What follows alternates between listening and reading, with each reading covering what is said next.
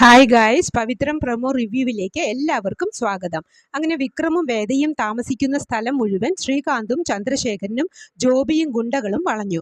വേദയെയും വിക്രമിനെയും അനിയൻകുട്ടനെയും മരത്തിൽ ചുറ്റിക്കെട്ടി വലിയ മുട്ടൻ വടി കൊണ്ട് നെഞ്ചിലും മുട്ടിലും തലയിലും ഒക്കെ മാറി മാറി തല്ലുന്നുണ്ട് ചന്ദ്രശേഖരൻ.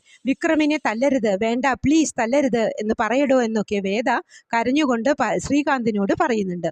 അതൊന്നും കേൾക്കാതെ അവരുടെ വേദനയിലും കരച്ചിലിലും ലഹരി കൊണ്ട് പൊട്ടിച്ചിരിച്ചുകൊണ്ട് നിൽക്കുകയാണ് ശ്രീകാന്ത്. ധൈര്യമുണ്ടെങ്കിൽ കെട്ടഴിച്ചു തല്ലടാ, കെട്ടിയിട്ട് തല്ലാൻ ആർക്കും പറ്റും എന്നൊക്കെ വിക്രമും പറയുന്നുണ്ടെങ്കിലും അടി കൂടുകയല്ലാതെ അവർ നിർത്തുന്നില്ല. സഹിക്കാൻ പറ്റുന്നില്ല ആ സീനൊക്കെ കാണുവാൻ. ആ സമയത്ത് ജീപ്പിൽ നിന്നും നമ്മുടെ സേതുവും രണ്ടുപേരും വന്ന് വിക്രമിനെയും വേദയെയും അനിയൻകുട്ടനെയും ഒക്കെ കെട്ടഴിച്ച് മറ്റുള്ളവരെ അടിച്ചൊതുക്കുന്നു. അനിയൻകുട്ടൻ ജീവനം കൊണ്ട് ഓടുന്നുണ്ട്. വേദ പുറകെ ഓടുന്നു. ചന്ദ്രശേഖരനെതിരെ വന്ന് അനിയൻകുട്ടന്റെ നെഞ്ചിൽ തന്നെ നിറയൊഴിക്കുന്നു. അത് കണ്ട് വേദ തല ചുറ്റി വീഴുന്നുണ്ട്. വിക്രം ഇടയിൽ കയറി എങ്കിലും വിക്രമിന് നേരെയും ചന്ദ്രശേഖരൻ തോക്കു ചൂണ്ടി നിൽക്കുന്നു.